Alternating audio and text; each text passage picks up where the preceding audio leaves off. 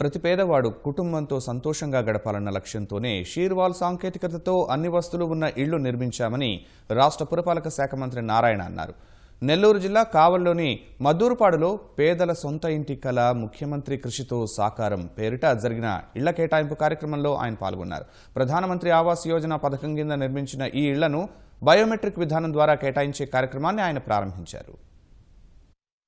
Shear wall టెక్నాలజీతో కట్టండి, రెండు ఆలోచన వద్దు. ఎందుకంటే ఈరోజు షీర్వాల్ టెక్నాలజీలో 4 గోడలు స్లాబ్ ఒకేసారి కాంక్రీట్ వేస్తారు.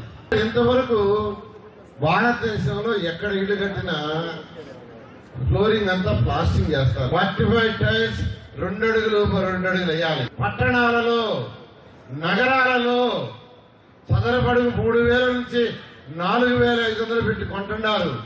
దాంట్లో ఏ స్టాండర్డ్ ఉందో నాకు ఆ స్టాండర్డ్ కావాలని అడిగారు.